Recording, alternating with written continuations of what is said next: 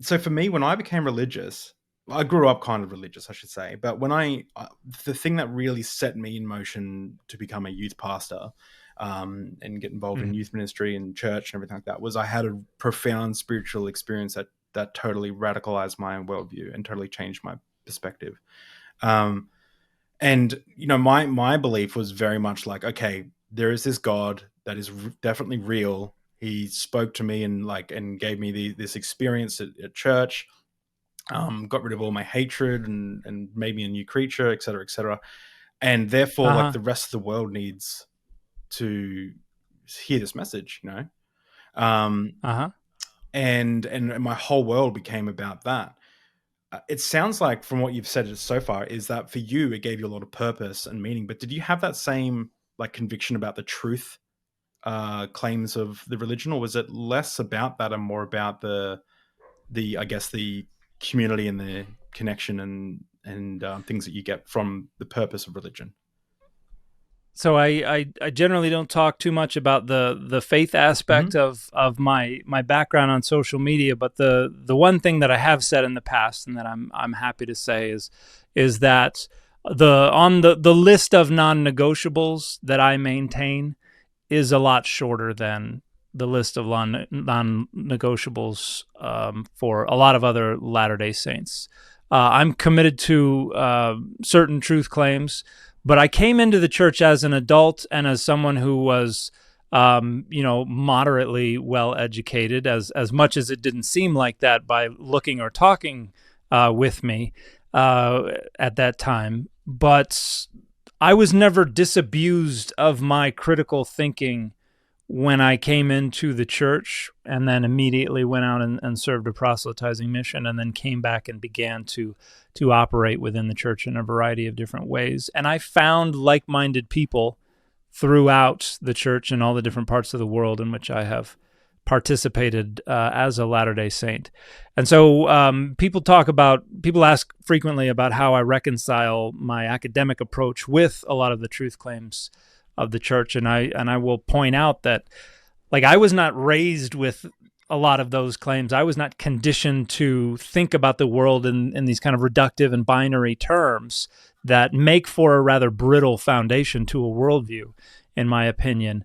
And I accepted what I accepted, and I put a pin in everything else, or suspended judgments in everything else, and just went on with my life. Mm. So I would say I'm probably not as belligerent and dogmatic about a lot of the truth claims of the LDS tradition as a lot of other folks. But I do have my truth claims to which I hold that I've always pointed out are not really relevant to the academic positions that I maintain, and so in the interest of keeping those things compartmentalized, I don't really talk about on social media. Yeah, there's a lot of people in your comments who are like wondering, like, what does is Dan an atheist in sheep's clothing? You know what I mean? Like, trying to discredit the church or discredit Christianity or the Bible. Like, there's a lot of people who really don't know where you're kind of at, and I think they want to know where you're at so then they can kind of. I think part of it, and I think, maybe correct me if I'm wrong, but part of the reason why you also don't want to bring it up is because if you tell people where you're kind of at, they will then interpret that, like, push that into the scholarship that you bring forward, which isn't even, you're just talking Yeah. consensus a lot of the time. And is that part of the reason why you don't like to discuss it? Yeah, that's one of the main reasons. Is I've done that before on the internet, and it is never helpful to trying to have a critical discussion Mm. about the data and the scholarship, because because it's all about pigeonholing. Mm. Because the more information people think they have about your worldview and your beliefs, the more they think they can label you and pigeonhole you and say, accept this, therefore you must accept that. Mm. And that's not conducive to having critical discussions about the data and the scholarship. And it would just be a gigantic waste of my time, because if I started opening up discussions to that, then that would be the only thing I would ever really be allowed to discuss, Yeah. because I would just get flooded with that kind of stuff. And so I've just said from the beginning there will be zero of that. And that annoys people, and people are suspicious, and people think I'm, the atheists think that I'm trying to smuggle in Mormonism, and then the Mormons think that I'm trying to smuggle in atheism. Yeah. So You get hate from both sides of the spectrum. Yeah, I get support and criticism from across the entire spectrum of belief and non-belief, which I've always taken as a good thing, as an indication that I'm right in the sweet spot. If I'm pissing everybody off, then I'm happy. Yeah. There's one last thing I wanted to ask about in this kind of area, and I want to talk a little bit about your book. But it seems like for me, for those who may not know who I am, I used to be a youth pastor. Now I'm an atheist. But for me, I came to personally believe that I had to follow the truth the truth. When I say truth, I'm talking about the best we can get as close to the truth as possible. Yeah. I believe that was the moral thing to do.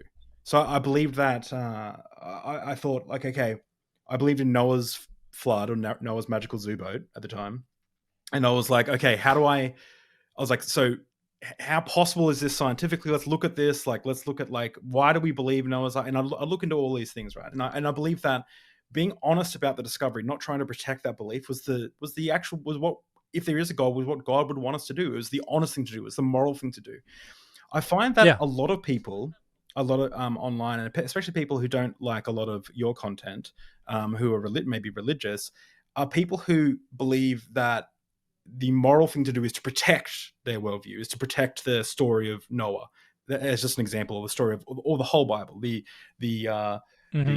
Bible of being perfect, or one message and everything like that. So, but I get the thought that for you, you've kind of, and you can talk about this as a cognitive scientist of religion as well. Probably you can probably explain it, but have you got like a compartmentalized brain where you're like, this is what the scholarship says, this is where my personal beliefs are, and it's the right thing to do to just talk about the scholarship. I shouldn't be pushing my personal beliefs into and making the scholarship say what it says. Is that kind of like, do you separate? Is that what you're doing? Is you're separating your personal feelings behind something to your scholarship? Is that what's going on? Yeah, and that was an intentional choice that I made when I was an undergrad looking to get into graduate school, because I was looking at programs, I was looking at where I could go, and if you're an evangelical, there are a lot of places you can go to do graduate work and even a PhD while still producing scholarship that is primarily for consumption by your own religious community. You can't really do that as a Latter-day Saint. You've got to go to state secular programs, or you've got to go to a seminary or something like that, if they'll have you, and a lot of them won't.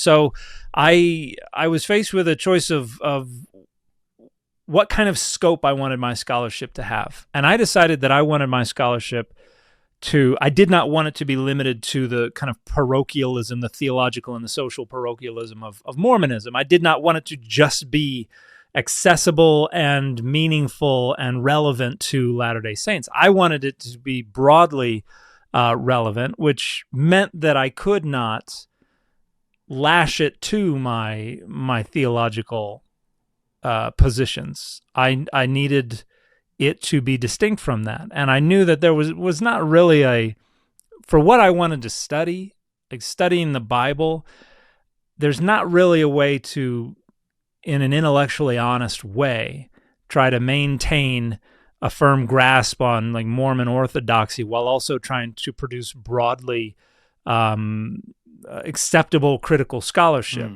I mean, there are a lot of folks out there who have, and this is something that evangelicals have done for a long time as well. In fact, it's called out by Kenton Sparks in his book, God's Word in Human Words, where he talks about how evangelicals will go get a PhD in what he kind of refers to as the soft sciences, where you find something that's not going to compel you to directly confront critical scholarship that undermines central beliefs. So you go do something in a seriology, or you do something in textual criticism, or you do something in, something that is a little around the periphery of those dangerous topics, and then you get your credential and you have the authority, and then other people will imagine that when you talk about those things that you have skirted around in your graduate career, when you talk about those things, they think you have authority to speak about them when you've really been avoiding engaging them. Like, I didn't want to do that. I didn't want to go through all of this to get a piece of paper so that I could then do, bad apologetics. I wanted to be a critical scholar first.